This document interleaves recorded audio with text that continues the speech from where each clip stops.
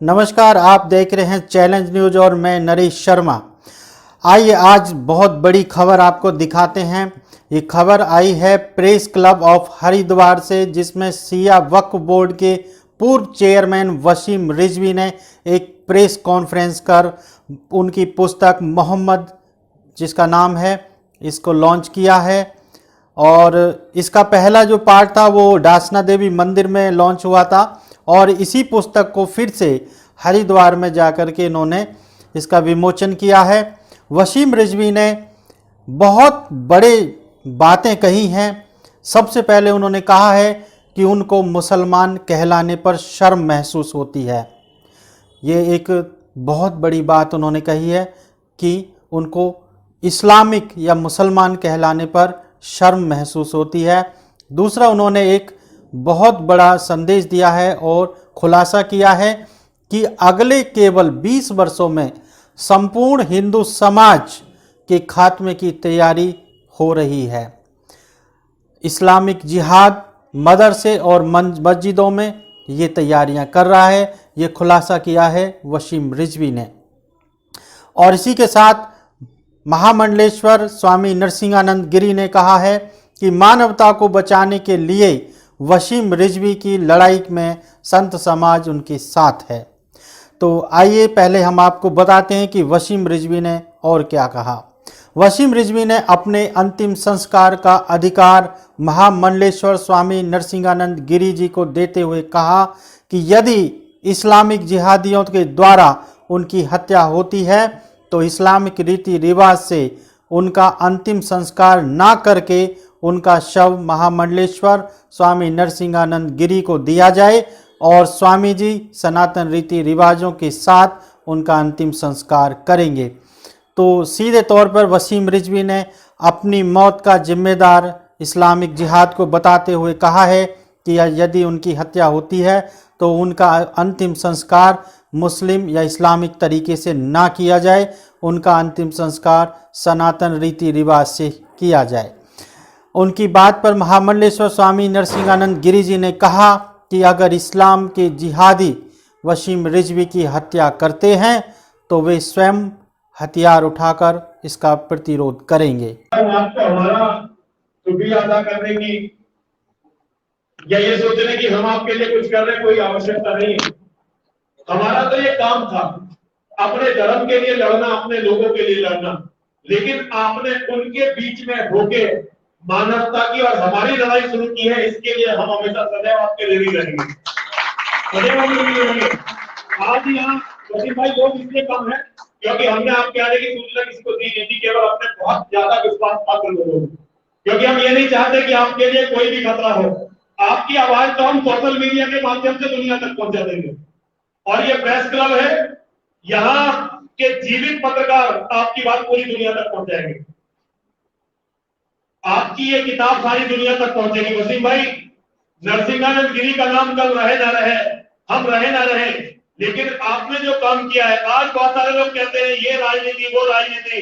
मैं एक हिंदुओं को एक बात बताना चाहता हूं, राजनीति करने वाले लोग अपनी गर्दन अपने हाथों में लेकर नहीं घूमते। राजनीति करने वाले लोग तो सबको मरवाकर खुद को जीवित रखना चाहते हैं। जो लोग अपनी गर्दन अपने हाथ में लेकर निकले हैं वो किसी राजनीति के बहाने नहीं हो सकते। मोहम्मद के बारे में मेरी जब वसीम भाई से बात हो, वसीम भाई बहुत ही दिलेर व्यक्ति, बहुत ही दिलेर व्यक्ति। मैंने ऐसे व्यक्ति बहुत कम देखे अपने जीवन में। उन्हें भी पता है होना क्या है, लेकिन वो तैयार है। वो कहते हैं जितने लोग मारने आएंगे वो सब मारे जाएंगे, और इसीलिए वो मेरे भाई है। क्योंकि मुझे भी पता है जितने लोग नरसिंहानंद को मारने आएंगे वो सारे के सारे लोग मारे जाएंगे। मारे तो हम भी जाएंगे, क्योंकि तैयारी इनकी बहुत बड़ी है। उनके पास बहुत बड़ी फंडिंग है, उनके पास बहुत बड़ी बड़ी ऑर्गेनाइजेशन है।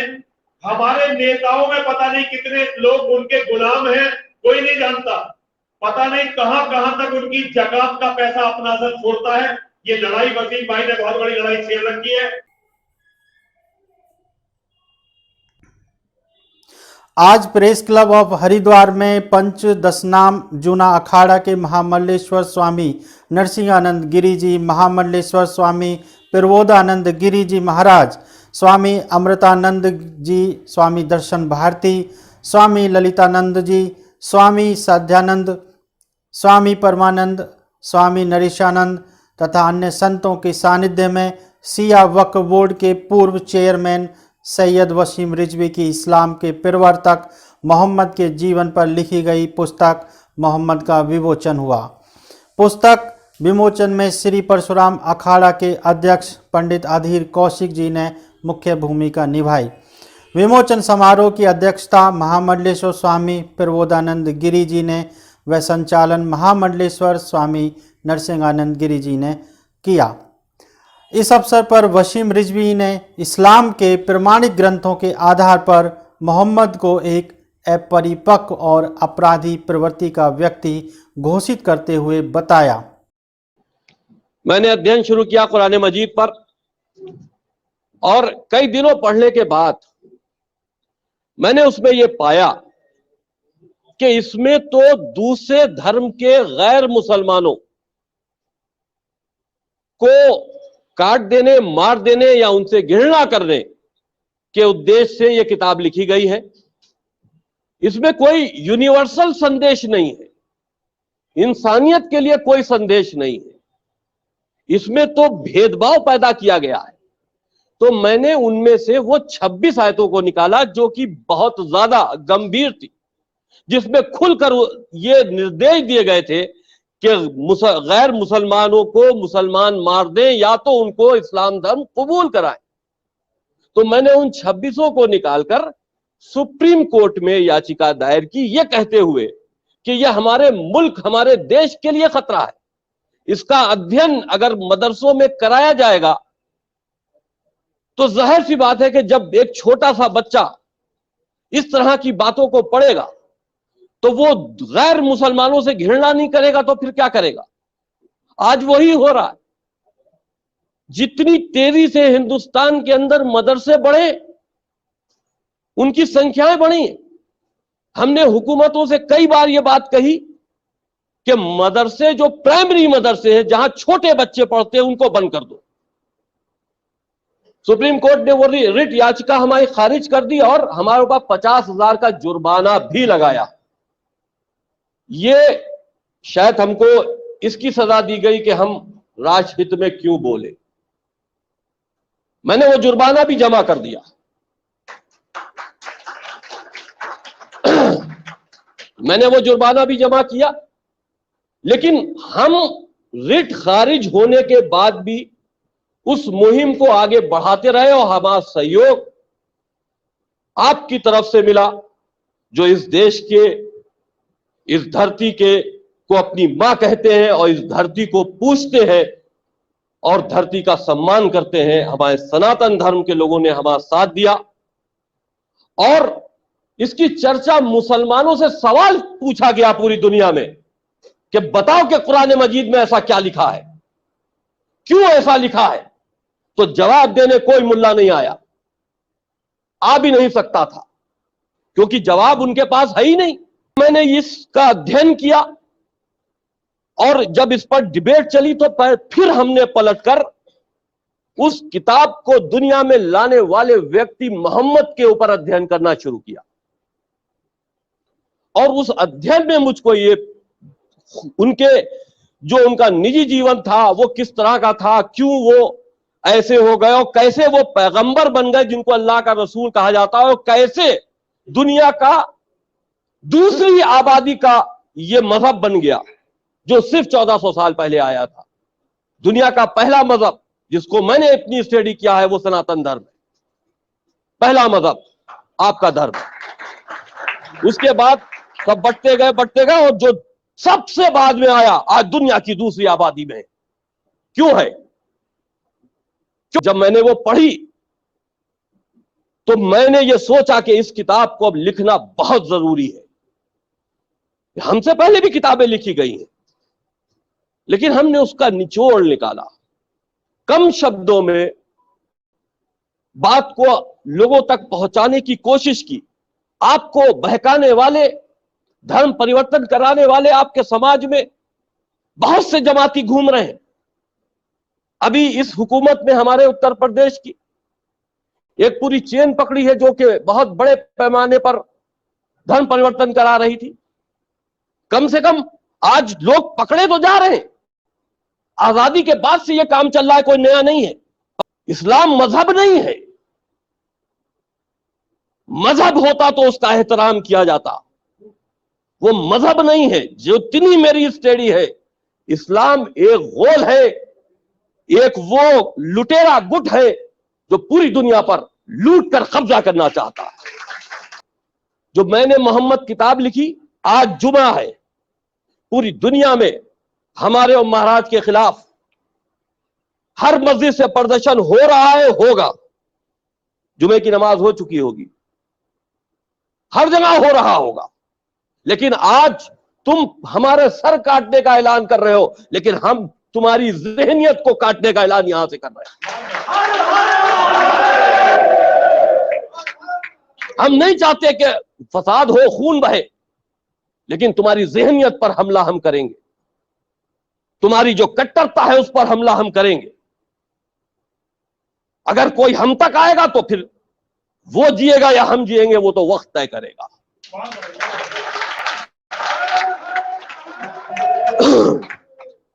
तो उस पुस्तक में जो मैंने बात लिखी, उसमें मैंने मोहम्मद के चरित्र को उजागर किया है। अपने को मुसलमान नहीं कहते, हमको मुसलमान कहना गाली लगती है। और देखिएगा 200-100 साल के बाद जब ये ज्यादा कत्लो आम कर लेंगे, उसके बाद इनको खुद अपने को मुसलमान कहना गाली लगेगी। आज नहीं कल बदलेगी।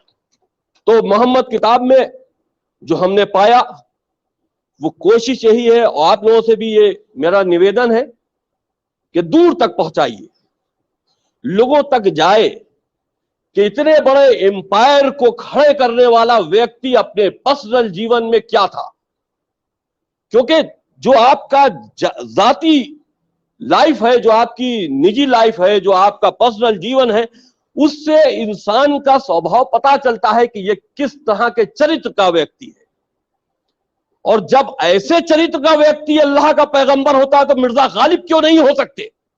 मिर्जा गालिब ने कहा था कि साकी शराब पीने दे मस्जिद में बैठकर, या वो जगह बताते जहां पर खुदा नहीं। तो फिर सारी चीजें तो इसी में आ गई। तो जब मोहम्मद पैगंबर हो सकते हैं तो फिर मिर्जा गालिब भी पैगंबर हो सकता है। तो मैं बहुत शुक्रगुजार हूं हमारे नरसिंहानंद गिरी जी महाराज का। मैंने इनको फोन किया, मैं दासना गया मंदिर में। मैंने इनसे कहा कि मैं मंदिर जाना चाहता हूं, इन्होंने मुझे इजाजत दी। मैं अंदर मंदिर में गया, मैंने पूजा की। बहुत चल रहा है सोशल मीडिया पर, आप काफिर हो गए, ये हो गए, वो हो गए, और मंदिर चले गए और आप पूजा कर ली। देखिए, मेरा शुरू से ही जीवन जो गुजरा है वो आज तक दूसरे समाज के, हिंदू समाज के दोस्तों यारों में गुजरा है। जब हम इस्लाम को मजहब मानते थे तब भी भेदभाव नहीं किया। आज तो मानते ही नहीं, आज तो मानते नहीं। तो इनका एक बहुत बड़ा इसमें योगदान रहा हमारी किताब में कि हमने कहा कि, क्योंकि ये भी एक बहुत बड़ी लड़ाई लड़ रहे हैं, इनके ऊपर बहुत बड़ी जिम्मेदारी है। या आपकी वो लड़ाई लड़ रहे हैं जो जल्दी कोई सब कुछ जानते हुए भी निकलने को तैयार नहीं है। हर इंसान को अपनी जिंदगी से मोहब्बत है, और जब अपनी जिंदगी से मोहब्बत खत्म हो जाएगी तब वो इंसान नरसिंहानंद गिरी जैसा इंसान बनेगा। तो हिम्मत रखनी चाहिए, बहुत से लोग पैदा होने चाहिए इनके जैसे। हमारे जो बहके हुए समाज के लुटेरे ग्रुप के मानने वाले लोग हैं, उनको भी समझना चाहिए कि तुम्हारी हकीकत क्या है। तुम जिसको मोहम्मद कह रहे हो वो मोहम्मद नहीं है, वो लुटेरा था, वो अय्याश था, वो मोहम्मद नहीं था। वो इतना बड़ा एम्पायर खड़ा कर गया तुमको बर्बाद करने के लिए। आज उस बर्बादी की कगार पे तुम जा रहे हो, दूसरों का कत्ल आम करके। कैसे हो सकता है कि अल्लाह इतना बड़ा जालिम कि किसी के गर्दन पे छुरी चला के और कहलवाए कि अल्लाह अकबर कहो? कैसे कह सकता है? आपके यहां धर्म में भी बहुत सी ऐसी बातें हैं जो कही गई हैं, तो वो मनुष्यों के दुश्मनों के लिए कही गई हैं। मनुष्य में सब आते हैं, लेकिन हमारे किया गैर मुसलमानों के लिए कही गई है। इस पर मुझे आपत्ति है कि गैर मुसलमानों के साथ में क्या मतलब है? क्या सिर्फ मुसलमानों को जीने का अधिकार है? गैर मुसलमानों को जीने का अधिकार नहीं है? तो बहरहाल आप लोगों ने इतना वक्त दिया, मेरी कोई बात किसी को बुरी लगी हो मैं उसके लिए क्षमा चाहता हूं। और इतने ऐसी शख्सियतें स्टेज पर बैठी हैं, उनके आगे इतना ज्यादा बोल पाना भी हम समझते हैं अच्छा नहीं है। बहरहाल मेरा एक मैसेज है, बहरहाल हम लोगों की गर्दन काटने का ऐलान आज हर मस्जिद से हो रहा होगा, हमें उसकी कोई फिक्र नहीं है। गवर्नमेंट ने सुरक्षा दे रखी है, थोड़ी है बहुत है, ये भी वापस ले ले तब भी हमें कोई फिक्र नहीं है। जिस दिन मौत का दिन तय होगा उस दिन आना है, आना है। हम उससे नहीं डरते, कौन नहीं मरेगा। और ये भी हो सकता है जो हमें मारने आ रहा हो उसका मौत का दिन ऊपर वाले ने तय कर दिया हो, ये भी हो सकता है। तो मैं बहरहाल इतना ही कहना चाहूंगा कि ज्यादा से ज्यादा लोग अगर किताब को पढ़ेंगे, मैंने उसमें बहुत मेहनत की है और मेहनत करके निचोड़ निकाला है, और 157 पेजों में सिर्फ पूरी जीवनी को इकट्ठा कर दिया है, क्योंकि आजकल लोगों के पास वक्त बहुत कम है, बहुत वक्त कम है। वो ज्यादा देर आज का नौजवान किसी टॉपिक पर ज्यादा बात नहीं करता, तो इसलिए कम पेजों में कम शब्दों में सारी बातों को कहते हुए हमने इस पुस्तक को लिखा है। आप पढ़ेंगे, और अगर मुसलमान भी खुद ये सोचते हुए पढ़े कि हम इंसान हैं मुसलमान नहीं हैं, तो उसको हमारी पुस्तक पढ़ने के बाद इस्लाम छोड़ने पर खुद ब खुद मजबूर होना पड़ेगा। मैं शुक्रिया अदा करता हूं आप सबका कि आप लोग तशरीफ लाए, और आपसे इजाजत चाहता हूं। अब आप लोग शुरू। शुक्रिया, धन्यवाद। मैं सारे संत समाज की तरफ से, वसीम भाई आज हम थोड़े से हैं, लेकिन इसका मतलब ये नहीं है। देखिए आपके बराबर में जो प्रबोधानंद जी बैठे हुए हैं, ये हमारे गुरु समान है, हमारे बड़े भाई हैं, और हमारे से एक तो बड़ा लगाव है, क्योंकि इन्हें पता है कि मूर्ख बंदरों को पाल के रखना हमेशा अच्छा होता है। और कभी हमसे खुश नहीं रहते, क्योंकि हमारी हरकतें ही ऐसी है, अच्छी हरकतें नहीं, लेकिन इन्हें पता है कि भाई इस बंदर को पाल के रखना बहुत जरूरी। उनके चरणों में मेरा दंडवत है, दर्शन भारती जी महाराज के चरणों में भी दंडवत है। ये पुस्तक का विमोचन आरंभ हो, उससे पहले मैं स्वामी दर्शन भारती जी महाराज से और हमारे कार्यक्रम की अध्यक्षता कर रहे प्रबोधानंद गिरी जी महाराज से अनुरोध करूंगा कि इस्लाम की समस्या को लेते हुए इस पुस्तक के बारे में अपने विचार रखें। बाकी संत समाज में से जो भी ये बोलना चाहे, स्वामी अमृतानंद आप तो महाराज विचार रखेंगे ना? सभी लोग आगे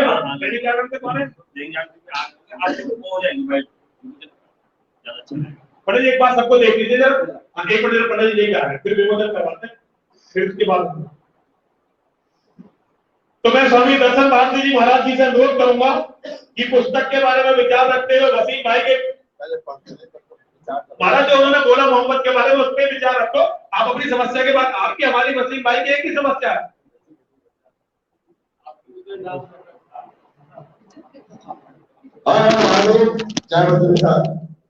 महाराज जी ने यहाँ पर मुझे बोलने का मौका दिया, क्योंकि हम उनकी आवाज है और वो हमारी आवाज है।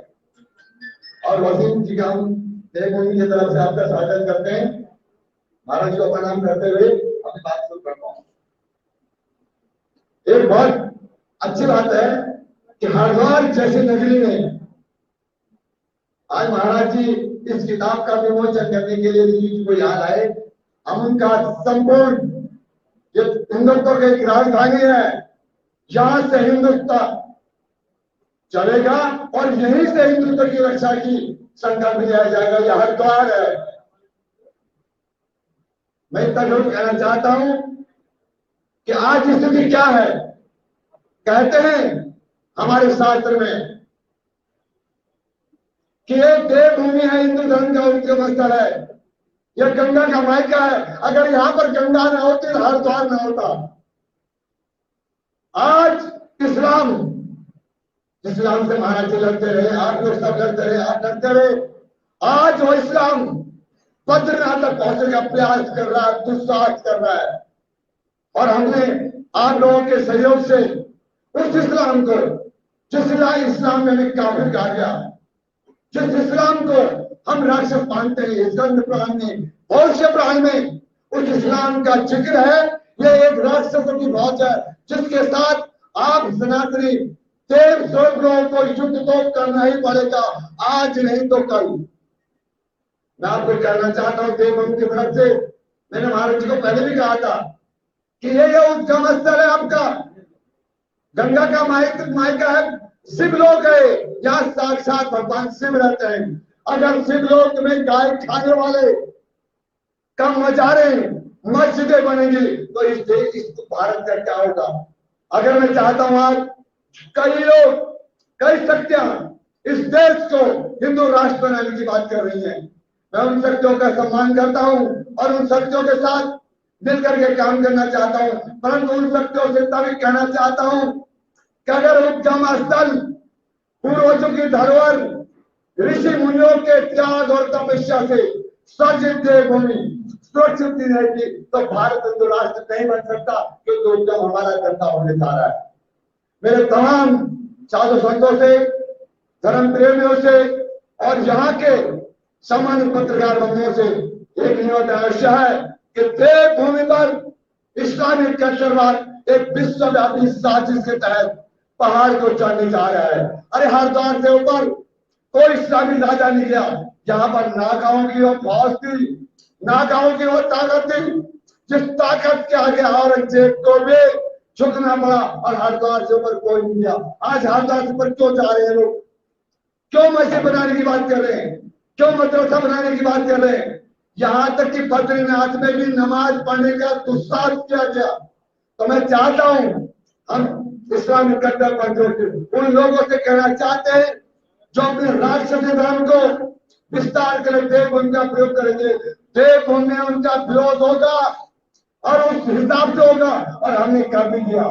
आप लोगों के सहयोग से 2016 से किसी मस्जिद का निर्माण नहीं हो गया पहाड़ में, किसी मदरसे का निर्माण होने दिया, किसी चर्च का निर्माण होने दिया। और ये सब सहयोग, ये सब ताकत हमारे गुरुभाई आज महामंडलेश्वर है, बहुत बड़ी बात है। मैं भी निरंजन निखारी का मानता हूँ और मैंने ये भगवास्त्र 1979 में इस राज्य की स्थापना का इरादा किया और मैं इस राज्य का संस्थापक हूँ। परंतु आज मुझे खेद है कि किसके लिए राज्य बना था, इस्लाम के लिए या सनातन के लिए। मैं समझता हूँ ये अगर इस सनातन के उसके स्तर पे इस देवभूमि को नहीं बचाया गया तो मैं समझता हूँ कि देश न बचेगा।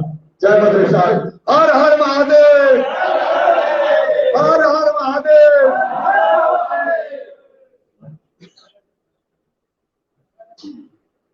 मैं पंडित नदीर कौशिक जी आ गए। पंडित जी आओ ना, आप विमोचन में आ जाओ। आप इधर हमारा अध्यक्ष को आपके बिना नहीं विमोचन होने का, आप आ जाओ।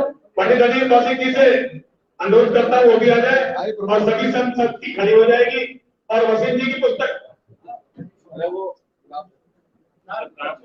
अभी तो पुस्तक आ रही है, एक तो पुस्तक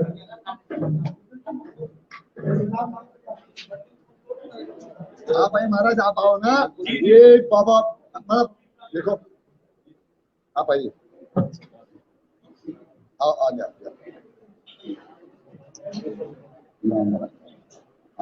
बहुत ही अच्छी पुस्तक इन्होंने, मतलब बहुत ही बड़ी सच्चाई है।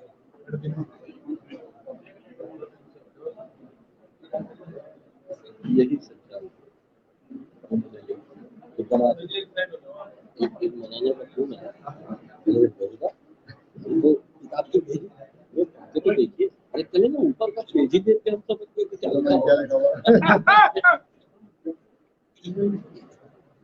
ये आज एक इतिहास का ऐसा बड़ा क्षण है जिसे मानवता कभी भूलेगी नहीं।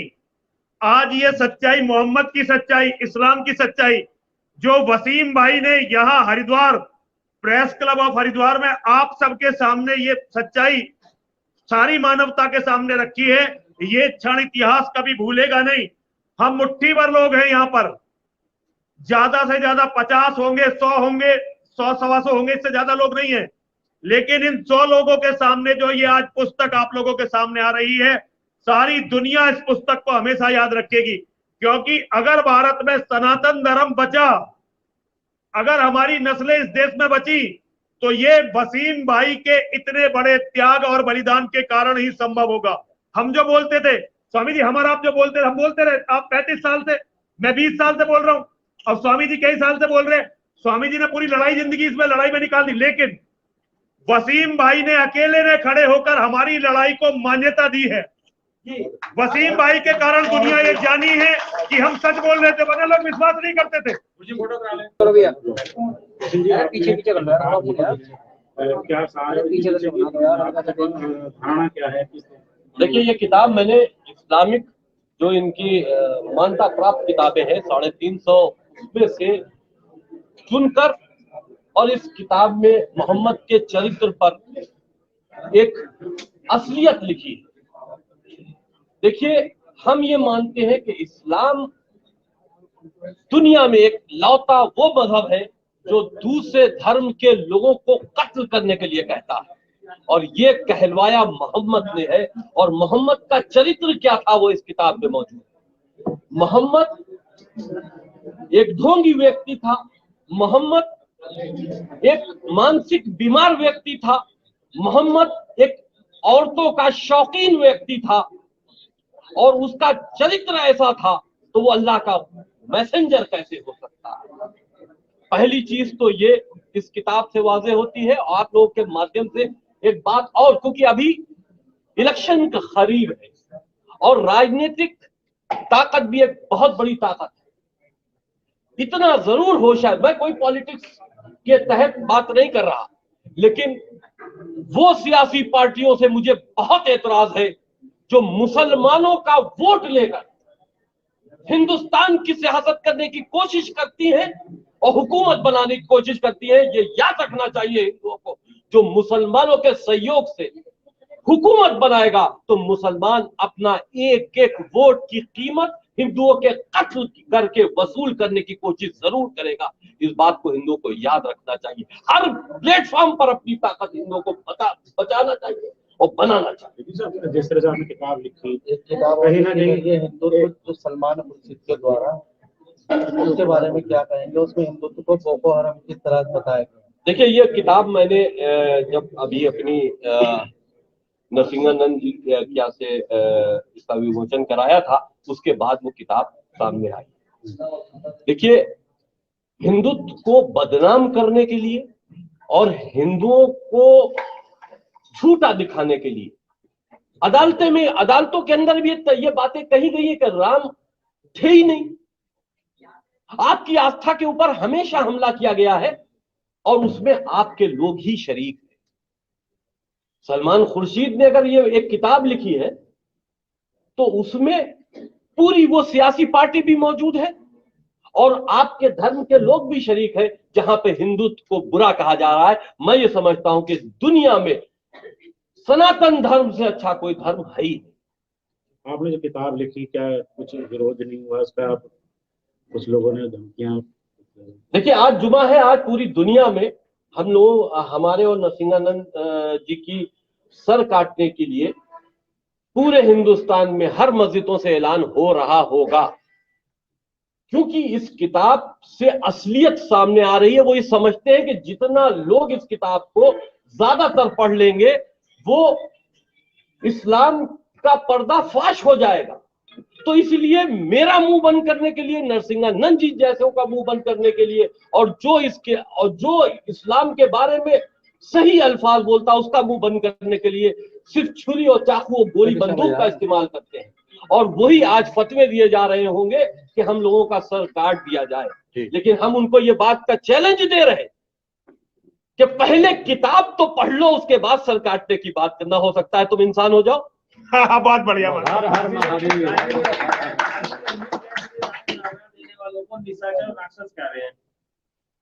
साहब, वो आप राक्षसों की बात हमसे पूछ रहे हैं, वो खुद राक्षस है। जो लोग इस तरह की बात कर रहे हैं। भगवान श्री राम के ऊपर आवाज जिन्होंने भी उठाई है, मैंने सुप्रीम कोर्ट में भी हमारे वकील से कहा कि उनके खिलाफ आप बोलो। हिंदू तो बोल ही रहे, आप बोलो। भगवान श्री राम के खिलाफ अगर कोई आवाज उठाता है, मैं 4 बार गया हूं राम मंदिर के दर्शन करने, मैं पैदा ही वहीं हुआ हूं।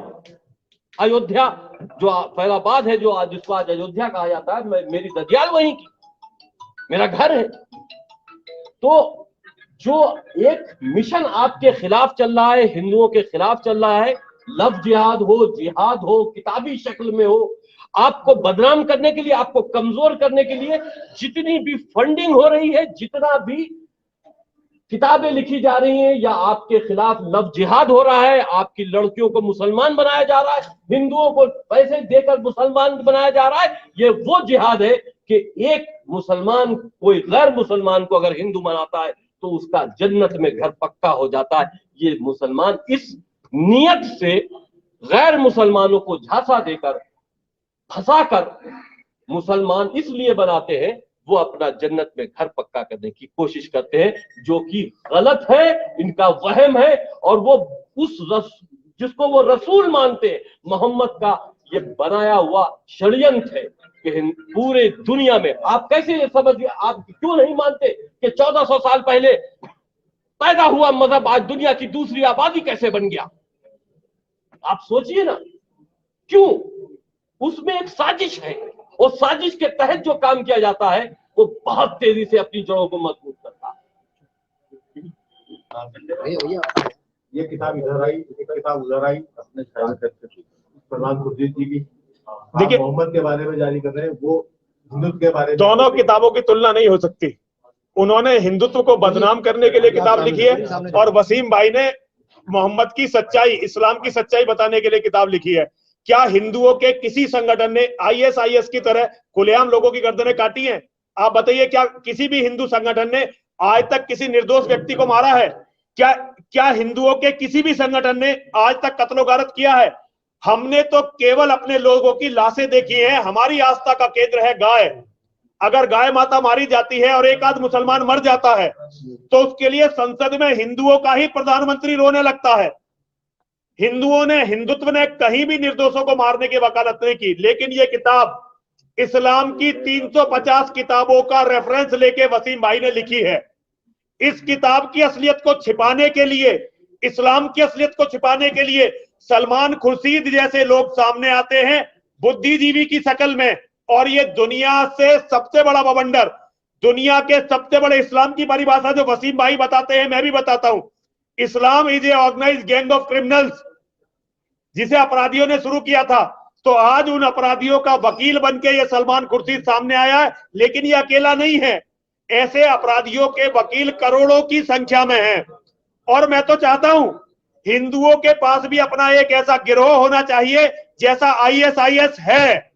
हमारा भी एक बोको हराम होना चाहिए। अगर हमारे पास ऐसे संगठन नहीं होंगे तो हमारे निर्दोष लोग मारे जाते रहेंगे। इन मौलाना, आप YouTube पर देखिए कैसे इन मौलानाओं की हिम्मत हो रही है मेरी या वसीम भाई की गर्दन काटने के लिए कहने की खुलेआम।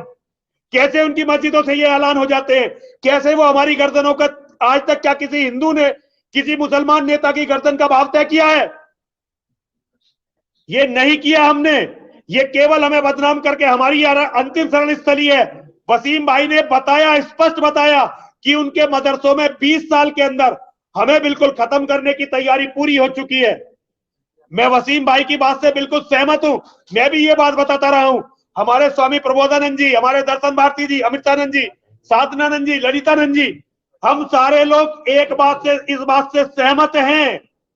हमारा समर्थन है वसीम भाई को, और वसीम भाई की इस लड़ाई में सदैव उनके साथ रहने वाले हम लोग। उन्होंने श्री राम को कहने वाले को, राम के लिए क्या कहा उन्होंने? जो राम का नाम लेता है वो राक्षस है। हाँ, बिल्कुल, जो राम का नाम लेता है वो राक्षस है। और जो मोहम्मद जैसे व्याभिचारी का, पतित व्यक्ति का, लुटेरे का, डकैत का, जिसका वसीम भाई ने अभी पूरा इस किताब में बताया है, ऐसे व्यक्ति का नाम लेता वो बड़े पवित्र हैं।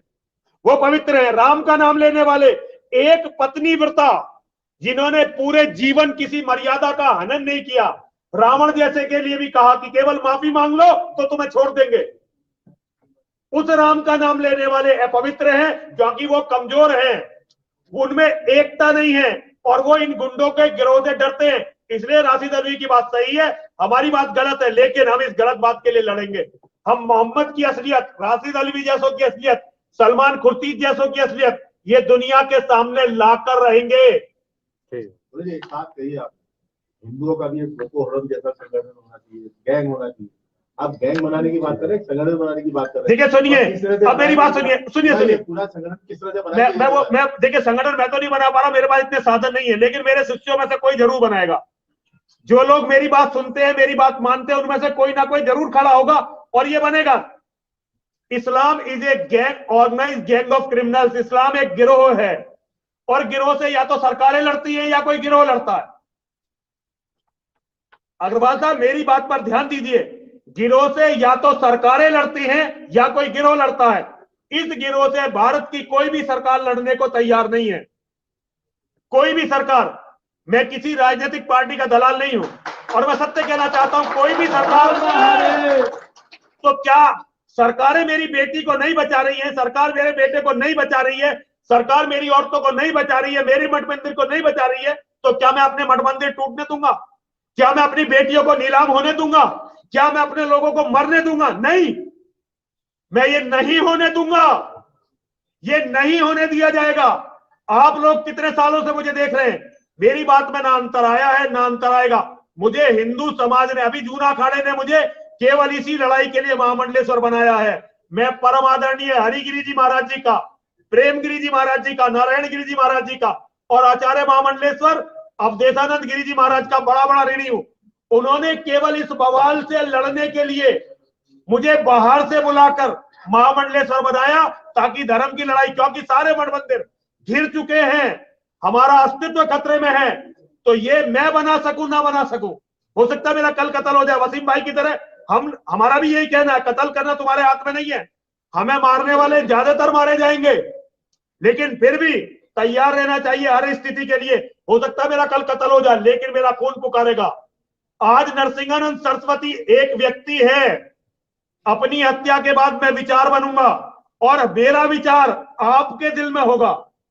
आज एक पत्रकार के रूप में आप मेरे से बात कर रहे हैं, लेकिन क्योंकि आज आपको डाउट है, पता नहीं मैं कर क्या रहा हूं, लेकिन मेरी मौत यह सिद्ध करेगी कि मैं अपने सिद्धांतों के लिए लड़ने वाला एक ऐसा व्यक्ति था जो बिना किसी साधन के लड़ा, जो बहुत कम साथियों के साथ लड़ा, लेकिन लड़ा अपने धर्म के लिए। तो कल आपके मन में मेरी आग होगी और मेरी लड़ाई आप लड़ोगे और सनातन की उम्मीद जगेगी। सनातन का अपना गिरोह होगा जो निर्दोषों को नहीं मारेगा, क्योंकि सर्वो सनातनी हो ही नहीं सकता जो निर्दोषों को मारेगा, लेकिन हर उस किताब को मिटा देगा जो निर्दोष लोगों की हत्या के लिए लोगों को प्रेरित करती है। हम केवल यही नहीं लड़ाई लड़ेंगे, लड़ाई केवल हरिद्वार की नहीं है, लड़ाई अयोध्या की नहीं है, काशी की नहीं है, लड़ाई तो मक्का के उस मंदिर की भी है जो महादेव का मंदिर था, जो माता का मंदिर था, जिसे तोड़ा गया, वहां तक लड़ाई जाएगी। और मेरे शिष्य, मेरे अनुयायी, मेरी बात मानने वाले और वसीम भाई जैसे योद्धाओं के कारण ये लड़ाई जीतनी संभव होगी। हम इस लड़ाई को जीत कर, हम कोई ऐसे नहीं है कि आज मरे और कल हम आएंगे ही नहीं, हम आज मरेंगे, कल हमारा फिर जन्म होगा, हम फिर इस लड़ाई को लड़ेंगे। एक दिन सत्य जीतेगा, एक दिन सनातन जीतेगा, एक दिन प्रकाश जीतेगा और अंधेरा हारेगा। ये डकैतों का गिरोह, ये लुटेरों का गिरोह समाप्त होगा।